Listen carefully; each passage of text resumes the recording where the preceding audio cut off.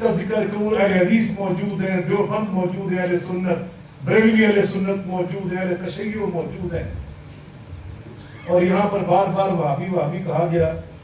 تو میں یہ واضح کرنا چاہتا ہوں، دنیا میں کوئی مسلک نہیں ایسا، کوئی مکتب فکر ایسا نہیں جس کا نام وہابی ہے. ہماری شناخت مکتب اہل حدیث کے طور پہ ہے. کیا ہمارا نام ہے؟ مل کے بول رہے ہیں، ہم اہل حدیث ہیں. اور وہابی کا ویسے معنی ہوتا ہے وہاب والا. حضرت پیر جی سید نصیر الدین شاہ صاحب کا کلام پڑھ رہے تھے، کراچی سے تشریف لائے ہمارے بڑے پیارے بھائی. وہ فرماتے ہیں اپنی تقریر میں، کلپ میں، کہ وہابی ہوتا ہے وہاب والا، اللہ والا. اب دنیا میں کون سا مسلمان ہے کہ جو اللہ والا نہیں ہے؟ بلکہ آپ کرسچنوں سے پوچھیں، یہ اللہ والے ہیں، اللہ کو یہ بھی مانتے ہیں. سکھ اللہ کو مانتے ہیں. ہمارے ہندو بھائی آپ ان سے پوچھیں، سب اللہ کو مانتے ہیں.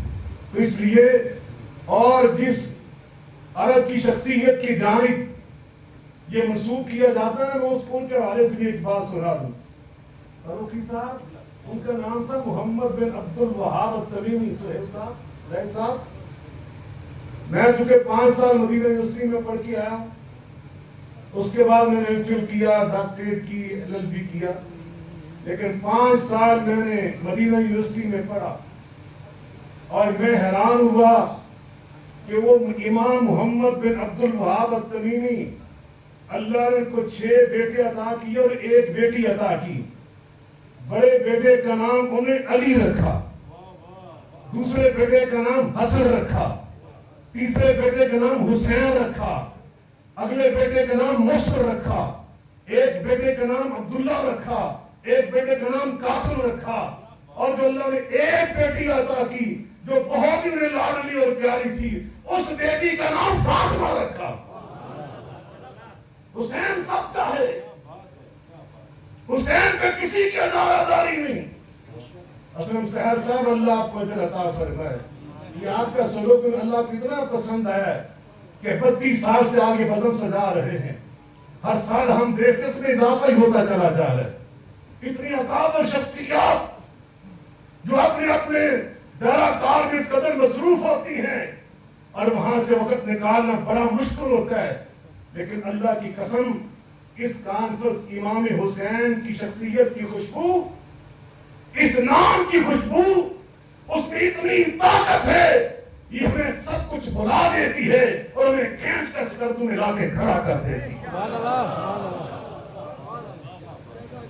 یہ خوشبو کیوں نہ ہو، یہ خوشبو کیوں نہ ہو. ہمارے ساتھی نعرہ لگایا کرتے ہیں کہ کربلا ہے ہماری درسگاہ، کہ ہم نے یہاں سے درس سیکھنے ہیں، ہم نے اصول زندگی ہم نے یہاں سے پانے ہیں. اپنی زندگی کو کامیابیوں سے ہمکنار کرنے کے لیے جو ہمیں یہاں سے بصیرتیں، حکمتیں دستیاب ہوتی ہیں، انہیں حفظ جاں بنانا ہے. میں چونکہ اہل حدیث ہوں، ہمارے اہل حدیث بہت بڑے بزرگ، اور صرف اہل حدیث ہی نہیں تھے. بڑائے صاحب نے بڑی پیاری باتیں آج کی. ان کا یہ طرز سیاست تھا، وہ فرمایا کرتے تھے مذہبی جماعتوں کی بنیاد پہ سیاست نہ کرو. وہ خود مرکزی جمعیت اہل حدیث پاکستان کے بانی اور مؤسس تھے، لیکن سیاسی طور پر وہ آل پنجاب جب بابا قوم قائد اعظم محمد علی جناح رحمۃ اللہ علیہ آل انڈیا مسلم لیگ کے صدر تھے. آل پنجاب مسلم لیگ کے صدر مولانا سید محمد داؤد غنوی رحمۃ اللہ علیہ تھے. پاکستان کی پہلی اسمبلی کے ممبر بنے، بہت بڑے اہل حدیث. انہوں نے کتاب لکھی، اور اس کتاب کا نام آپ کو سناؤں گا تو آپ سب کا ایمان تازہ ہو جائے گا. توجہ ہے آپ کی؟ بسم اللہ. نام سنا دوں؟ بسم اللہ. انہوں نے اپنی اس کتاب کا نام رکھا ہے اسوہ امام حسین علیہ السلام. سبحان اللہ. اہل حدیث کی بات کر رہا ہوں. اسوہ مصطفیٰ، اسوہ نبویہ، اسوہ رسول. یہ تو اللہ نے خود قرآن میں بیان فرمایا، لَقَدْ كَانَ لَكُمْ فِي رَسُولِ اللَّهِ أُسْوَةٌ حَسَنَةٌ. تمہاری یہ بہترین اسوہ میرے محبوب کی زندگی میں. لیکن میرے محبوب نے فرمایا ابھی یہاں پہ ہمارے علامہ جواز صاحب نے حدیث پاک پڑھی تھی کہ حسین منی وانا من حسین، میرے آقا فرماتے حسین مجھ سے ہے، میں حسین سے ہوں.